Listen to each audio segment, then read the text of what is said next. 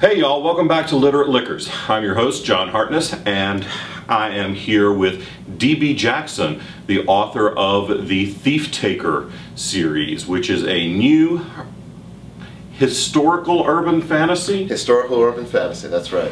I think you invented a genre there. I tried. Yeah, essentially it's an urban fantasy because it's got magical elements, it's set in an urban setting. It's kind of a private eye, noir style story, but it's also historical because it's set in pre-revolutionary Boston. So we're talking 1760s or so. Excellent. Which means that Yingling is not an acceptable beer to be drinking while reading. Absolutely, absolutely. Because Yingling was since 1829, so it's far too new. Right. A Boston Ale, a Sam Adams Boston Ale, would be all right. A Guinness Stout would be really good.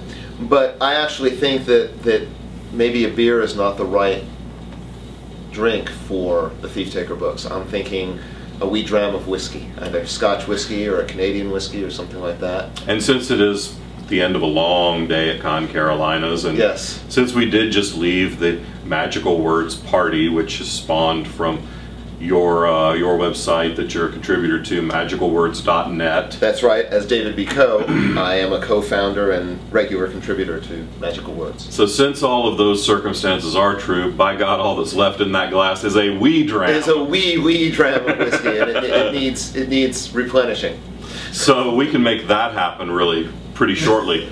Now, the Thieftaker series is not out just yet, but it should be available by the time this taping airs. It's going to be released, as I say, it's a Revolutionary War era story, and so appropriately it is coming out on July 3rd, just in time for the July 4th holiday. Perfect. And the second book in the series is called Thieves' Quarry. The first book is Thieftaker. Thieves' Quarry will be coming out in June 2013, so there's already a continuation. Each book is a standalone mystery. Each book has its own historical context. And, so you can read book one and not feel like there's a huge cliffhanger and not want to shoot you at the end of it. Exactly, exactly. The mystery is solved, everything is settled at the end of book one. Book two, same thing. If you wanted to pick up the series with book two and then go back to book one, you could do that as well.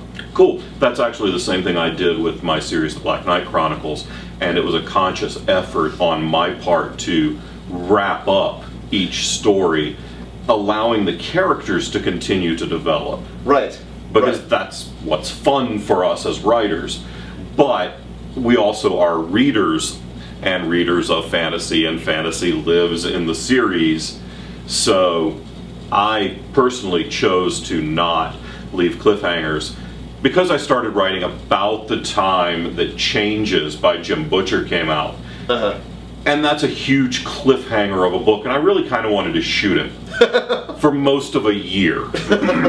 And I'm sure a lot of my viewers are Jim Butcher fans as well, and probably felt the same. Right. I wrote the first 11 fantasies that I wrote under the name David B. Coe were all parts of extended story arcs. A trilogy, a 5-book series, another trilogy.